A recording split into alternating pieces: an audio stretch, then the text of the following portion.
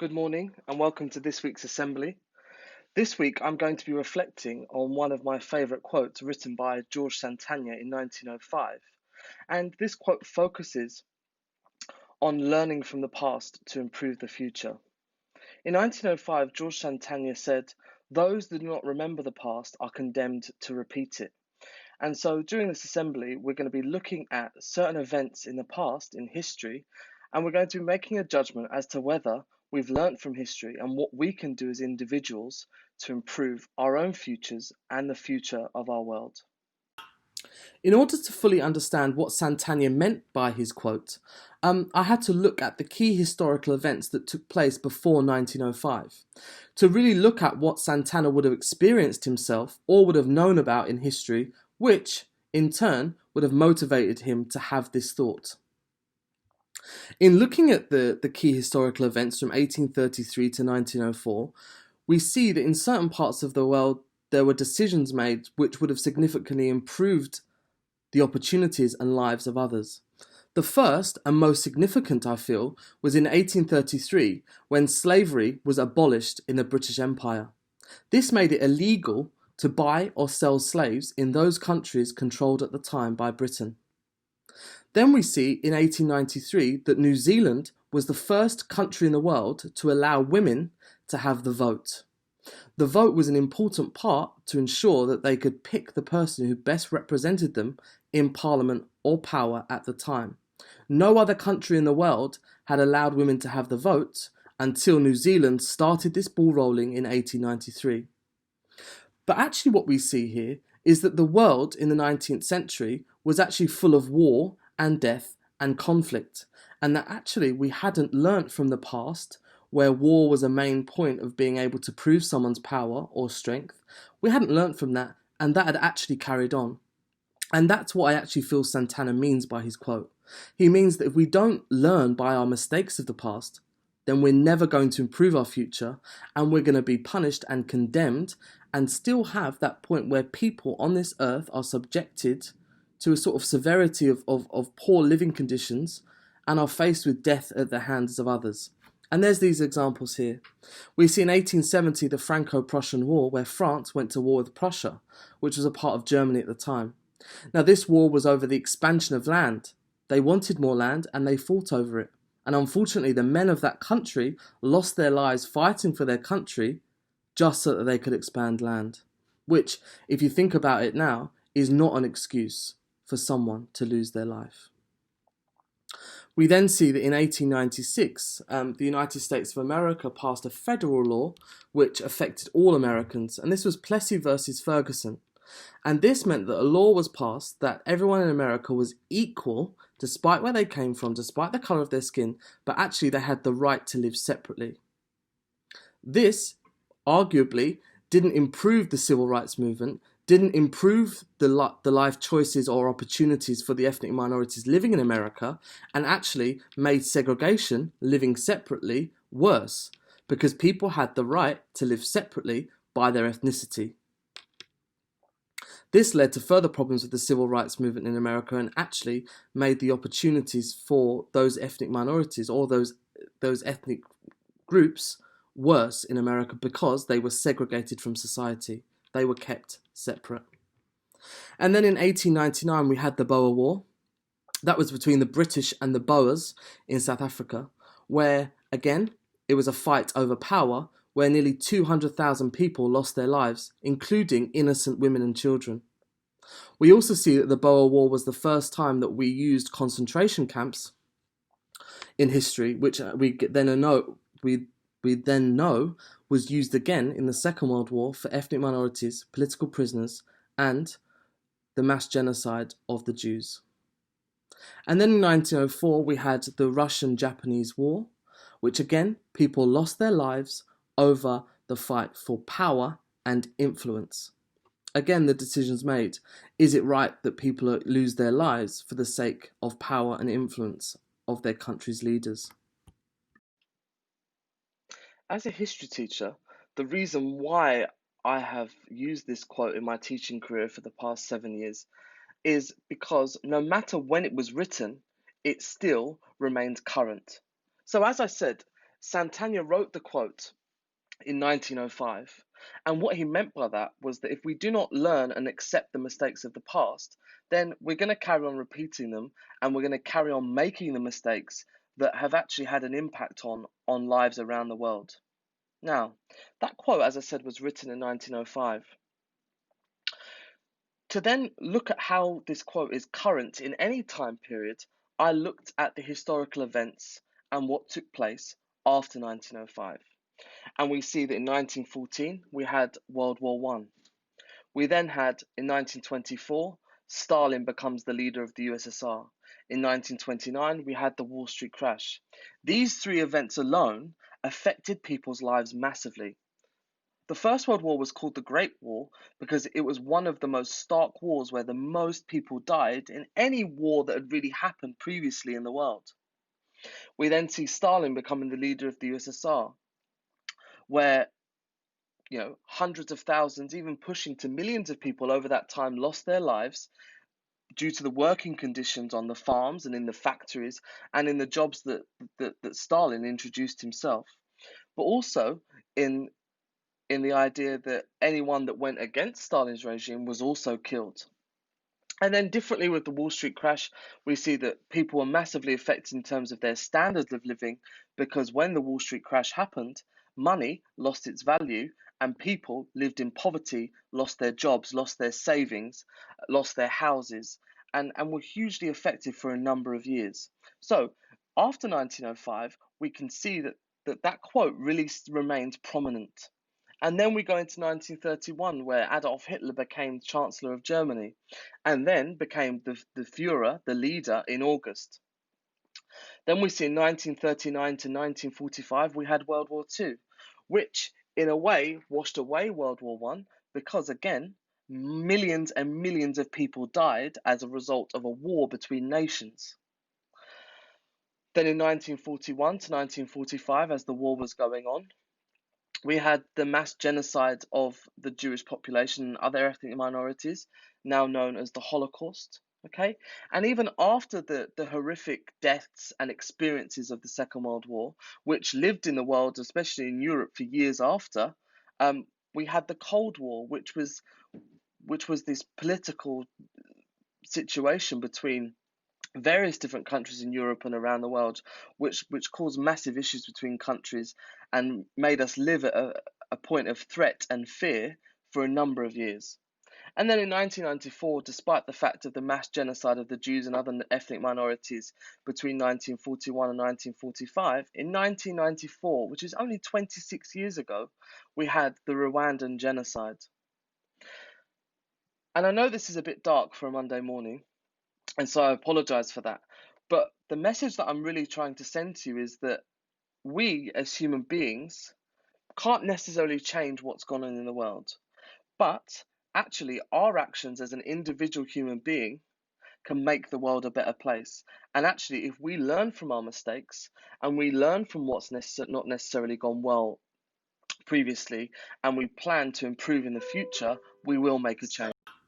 The quote, "Those that do not remember the past are condemned to repeat it," doesn't disappear after 1905. It is a timeless quote. It can be applied to any different period in history, whether before it was written and, quite importantly, after it was written.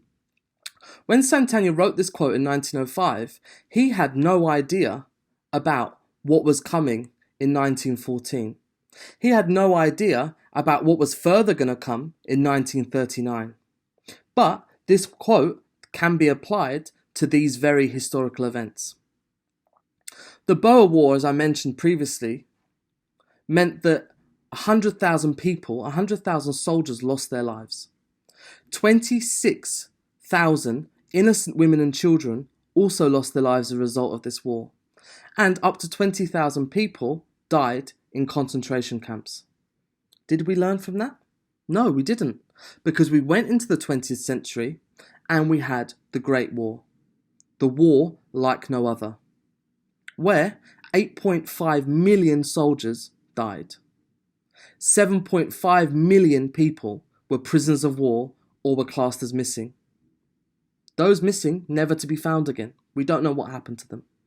37 million people were injured, either by direct fighting or as a result of war. And the European and world economy was in destruction, which then affected everyone's lives living in those countries. We didn't learn from the Boer War. We didn't think that the death and destruction and the poor points of people's living as a result of that affected our thinking, affected those people's in power's thinking. That didn't change. We didn't even learn from the Great War, where, as I said, 8.5 million people lost their lives. Because then we had the Second World War, where we see that 15 million soldiers died, 25 million people were wounded, and 45 million civilians, innocent people, lost their lives as a result of the war. If you can see there, the number of deaths rise as time goes on. So, we haven't learnt from our history, and therefore people are condemned, are punished, normally by death, as a result of that. So, we've looked at during the 20th century, did we learn from the past? Clearly not. We saw from the previous point that the deaths as a result of war didn't reduce over the years, but actually increased, which said that we hadn't learned from our past, we hadn't learned from our mistakes. The people in power hadn't learned from the previous acts of the Great War and the Boer War and the Franco-Prussian War, which led people to their death for the sake of power. We actually see that as a result of not learning from the past, people were condemned, punished, normally by death, as a result. I want to use the example here of human hatred. During the Second World War, from 1941 to 1945, we saw that the Nazis persecuted ethnic minorities, with especially the Jewish population of Europe. 6 million Jews were killed as a result of nothing else but their religion, and the fact that there was an opinion, an ideology at the time that they didn't fit in and should therefore be eradicated. In these pictures here, you can see Auschwitz and Auschwitz-Birkenau. In this place alone, 1.1 million Jews died during the war. As I said, there is no reason, there's no rhyme, there is no reason as to why the Jews were persecuted in such a way, but they were. Did we learn from this? Did we learn from this genocide? Did we learn from the Holocaust? Yes, I think we did. The majority of us did. The majority of us saw the hatred that took place in the 20th century and learned that for a better world, we have to be better people. But unfortunately, the world as it is didn't learn from that. That quote again, those that do not remember the past are condemned to repeat it. We've just learnt about the key points of the Holocaust genocide, which ended in 1945. However, unfortunately, due to the cruel nature of our world, we see that another humanitarian crisis took place in 1994 in Rwanda, where we had a further genocide where 800,000 people lost their lives because of their ethnic group and because of the colour of their skin. We see that the Hutu and the Tutsis had a civil war to an extent where 800,000 Tutsis lost their lives. This, taking place over a couple of months, was a brutal genocide where hatred was incited throughout the country, and as a result, nearly 1 million people died at the hands of brutal force. Now, that goes back again. Clearly, as a world, we don't learn from our past, and as Santana rightly predicts, we are therefore condemned to further acts of cruelty. And this continues not only in terms of human hatred, but in terms of the way in society that we think and therefore treat one another. Carrying on with the understanding that we need to learn from the mistakes that we make in the past so that we don't repeat them in the future, I want to give you an example of social hatred. In 1961, in East Germany, a wall began to be built. And this wall ended up being called the Berlin Wall. And it was there in action from 1961 to 1989. And this split East and West Berlin. This wall went through streets, went through communities, went through blocks of flats. Some people lived on one side and worked on the other. Some people lived on one side and have their families lived on the other. And when this wall was put up, this completely segregated the society of Berlin, but also Germany, into two. Why was this wall put up? Well, after the Second World War, Germany was split into four. Berlin was then split into the four. And the East was taken control by the Soviet Union. The Soviet Union had very different views, being communist, to those on the other side of the French, the British, and the Americans. And therefore, to stop these differing points of view and these differing ideas, the wall was put up to completely segregate the ideas of capitalism and communism. Now, the powerful people at the top in the Soviet Union that decided to put this wall up wanted to stop Western ideas, Western capitalist ideas, from going into the East. So they put this wall up. Anyone that didn't have the right to go through it or tried to get over it to see their families or their friends were killed. The powers that be didn't think about the impact that this would have on people, that between 1961 and 89, people didn't see members of their family. People didn't see their friends. People didn't see their work colleagues. And actually, they were stuck on either side. The Americans, the British, and the French worked with the Soviet Union so that in 1989, the wall was taken down. Not necessarily physically, but in terms that there was free movement introduced so that Berlin and Germany could be one again. The removal of the Berlin Wall was a significant turning point in history. It was significant because it showed that the relations between the Soviet Union and the French, the British, and the Americans was improving. It also showed that Germany needed to be reunified. However, going back to our quote again, we see that we didn't learn from the past, and that the powers that be have not learnt to make this world a better place, and that because we don't learn, these things are repeated. Now, you see here a picture of a wall and the President of the United States, Donald Trump. When he came to power, he pledged to build a wall between the American and Mexican border. He then sort of led that he would make the Mexicans buy this so that there couldn't be movement of people from Mexico into America. The reason for this? Well, there is none. Building a wall along a border to stop movement, I have no idea why. But it's ironic that the Americans in 1989 and before that worked with the Soviets to remove the Berlin Wall, which in actual fact was there to do the same thing, and that in 2019 we still have the President of the United States wanting to build a wall to segregate two nations, or to segregate two separate countries that actually is on the same land of one another. So the idea comes in again. We, as human beings, can't necessarily influence those in power.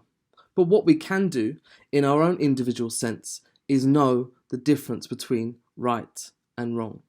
To know the difference, that we have the knowledge and the understanding of the atrocities that have happened in our world in the past, and that we as individuals want to behave, act, think in a way that for us improves the world in a better place and stands up individually or as a group to this sense of persecution. So, what is my point? My point is, hopefully through the examples of what you've seen in this assembly, show you that in the past of our planet, there have been events that have been atrocious in terms of the way and the impact that it's had on the human beings on this planet. And though we can't change that, what we can change as individuals is to understand what's happened in the past, and as an individual, speak out when you recognize something is wrong. That's the first thing. The second thing is that we need to recognize that in the past, people have been and continue to be treated unfairly, continue to be punished, and continue to live very difficult lives. And what we can do as human beings on our planet is the way that we behave to each other and in our communities and to the people that we come into contact with is to behave with a certain set of values that within ourselves want to make the world a better place and not add to the cruelty that has happened in the past but continues to happen in this world. The message of this assembly really links clearly to the school's ethos of respect, understanding, affection, and humour. The idea of respect, that we appreciate people's feelings, wishes, and their rights as human beings.